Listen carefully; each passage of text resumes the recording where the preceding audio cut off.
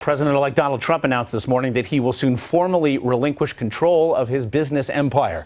Mr. Trump tweeted that he will be holding a major press conference on December 15th to announce that he will be leaving his business in order to, and I quote, fully focus on running the country, end quote. He went on to write that it is, quote, visually important as president to in no way have a conflict of interest with my various businesses, end quote. Now, this comes as the president-elect continues to fill his cabinet. His transition team announced yesterday that Congressman Tom Price is Mr. Trump's choice for Health and Human Services Secretary, and former Labor Secretary Elaine Chao is his pick to head the Department of Transportation. Sources also tell CBS News that the president-elect will nominate Steve Mnuchin as Treasury Secretary and billionaire investor Wilbur Ross as Commerce Secretary. Meanwhile, Mr. Trump sat down again last night with 2012 Republican presidential nominee Mitt Romney, who's said to be a leading contender for the as-yet unfilled position of Secretary of State. Afterwards, Romney spoke rather glowingly about a man he had previously called a phony and a fraud during the campaign. I've had a wonderful evening with President-elect Trump. We had another discussion about affairs throughout the world, and these discussions I've had with him have been enlightening and interesting and engaging. I've enjoyed them very, very much. I was also very impressed by the remarks he made on his victory night. By the way, it's not easy winning. I know that myself. He did something I tried to do and was unsuccessful in accomplishing. He won the general election. And he continues with a message of inclusion and bringing people together. And his vision is something which obviously connected with the American people in a very powerful way. And Major Garrett now joins us from Washington to discuss it all. Major, I do want to get to those tweets from Mr. Trump regarding his businesses in just a bit. But to what we just heard there from Mitt Romney, really the sort of praise, I suppose, one would expect, leaving what might have been a second job interview. But from what you've heard, how does Mr. Trump see things at this point as it regards Mitt Romney? Josh, let me be very honest. This is a very difficult story to cover in the Trump transition because there are camps within Trump's transition team who have various favorites. And as you talk to each member of that camp, you get an interpretation tinged or through the prism of their advocacy of one of the three final contenders for Secretary of State, either Rudy Giuliani or Mitt Romney or former CIA Director David Petraeus. So it's very hard to get at what Trump is actually thinking. Harder still to get at what he is ultimately going to do. I've talked to members of the transition team who really don't know when or what Trump is going to do about this pick. And they do gather, as many of us have already, that President-elect Trump likes the drama, likes the intrigue, likes the storyline being perpetuated here. Now, let's just take the Mitt Romney dinner in isolation for a moment and talk about why it is significant. It would not have happened had Trump not driven the process himself. And it would not have happened had Romney not been given assurances that it would be a meeting of substance about dealing with the Secretary of State vacancy and possibly having Romney fill it. These two gentlemen had their one meeting for the cameras at Bedminster, New Jersey. They did the bare minimum required for the unity picture. This is definitely a follow-up conversation, a much deeper dive into what's possible, what Romney's willing to do, his loyalty test, if given one by President-elect Trump, et cetera, et cetera. So I can't tell you where this is going to land. I can tell you with some degree of confidence there'll be no announcement on Secretary of State today, and this could well bleed over into next week. But the advocacy for Giuliani continues within the Trump transition team. It continues for David Petraeus, and it continues for Romney.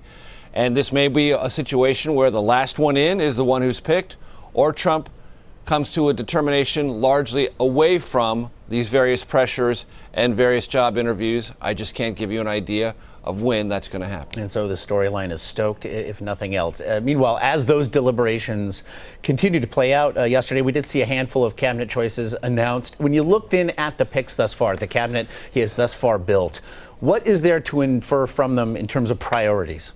Look, there's no way to summarize a cabinet for any president-elect in one or two words, but let me just give you a couple of dimensions by which I think you can judge the picks so far.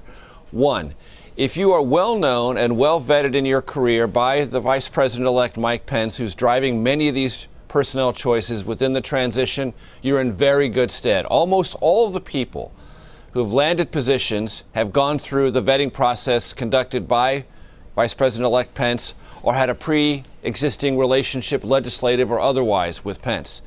A couple of exceptions to that are announcements that we confirmed yesterday, and I broke the Wilbur Ross Commerce Secretary pick myself. Those are people that have been known to Trump for a good long while, have a solid personal relationship with him, and in that sense, he was not reliant on Pence for advice or counsel about their abilities to carry out certain goals.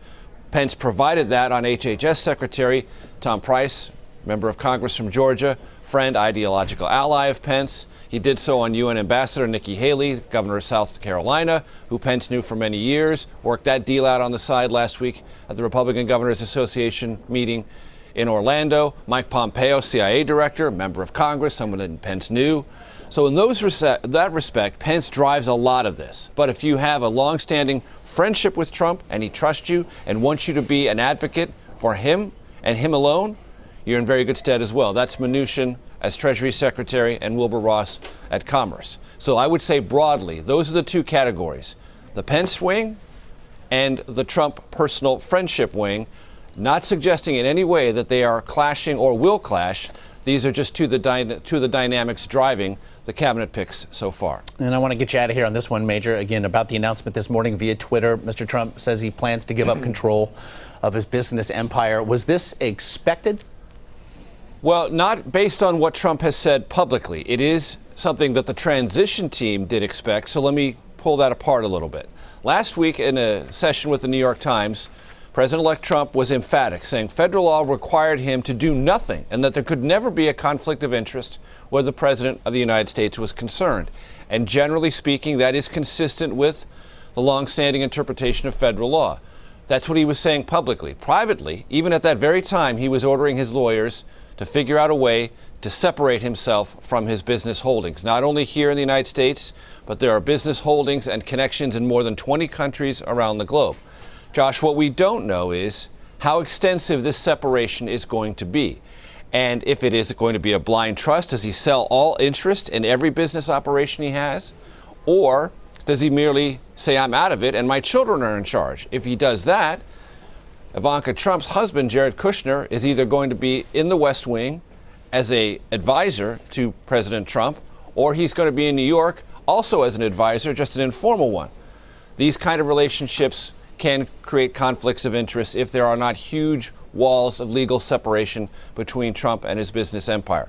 That we don't know. We're to get details December 15th at a press conference in New York. One thing I'm told by transition officials that's important in this conversation, Josh, Trump will not at that press conference be releasing his federal income tax returns, which would provide one roadmap, possibly the best roadmap, to all of his financial holdings and those who may hold loans for various Trump business enterprises, also part of a potential conflict of interest conversation. So as many questions perhaps to be answered come December 15th, many more still left unanswered. Major Garrett there, as always, we do appreciate it. Sure.